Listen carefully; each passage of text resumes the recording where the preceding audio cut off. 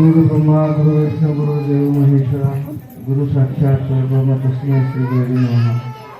वक्रतुंड महाकाय सूर्यकोटि समप्रभ निर्विघ्नं कुरु शुभकार्येषु सर्वदा।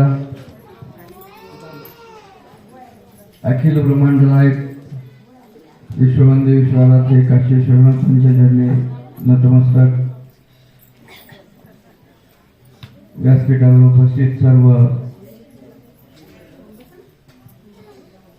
संत महात्मे, माझ्या जवळ असणारे शेतकरी संघटनेचे राज्य कार्यकारी प्रमुख श्रीमान राजू पवार साहेब, श्री श्री श्री खासदार महामंडलेश्वर आनंदानंद महाराज यांचे चरणी कोटी प्रणाम। या जंगलमय भव्य दिव्य अशा आश्रमाचे मठाधिपती परमपूज्य आदरणीय मोहन गिरीजी महाराज यांच्या चरणी नमन। परमपूज्य सिद्धेश्वरजी महाराज, अंडेकर महाराज आणि आमच्या गुरूंचे गुरुबंधू यांचे पटशिष्य असे जंगलीदास महाराज यांना पण वंदन करतो। रात्री मी जवळपास खूप वेळ बोललो, एक दीड तास बोलत होतो, एक तास बोलत होतो, पण सगळं व्यासपीठ माझंच होतं रात्री। त्यामुळे आज असं काही सविस्तर बोलणार नाही, कारण मला पण रात्रीचा प्रोग्राम मुंबई गाठायचे आहे।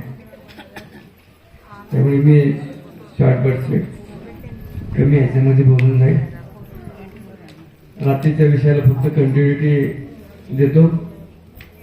संगत कोणाची असावी आणि आपण काय केलं म्हणजे आपला जीवन प्रक्रिया सुशोभित होईल। मी रात्री पण सांगितलं होतं, कर्म चांगलं असावं, कार्य चांगलं असावं, विचार चांगले असावेत। जेव्हा कर्म, कार्य आणि विचार तिन्हीचा जिथे त्रिवेणी संगम होतो त्या ठिकाणी मात्र आपला आत्मशुद्ध होतो आणि आपल्या जीवनाची यशस्वी मार्ग क्रमण सुरुवात होती। संतांनी आपल्याला विचार घालून गेलेले आहेत, मार्ग दावून गेले आणि ते दया निधी संत। हे संतांनी तुम्हाला मार्ग दाखवून दिलेला आहे, त्या मार्गाने चालत राहावं। मार्ग बदलला की मग जसं आता सरांनी एक उदाहरण सांगितलं भाषेचं,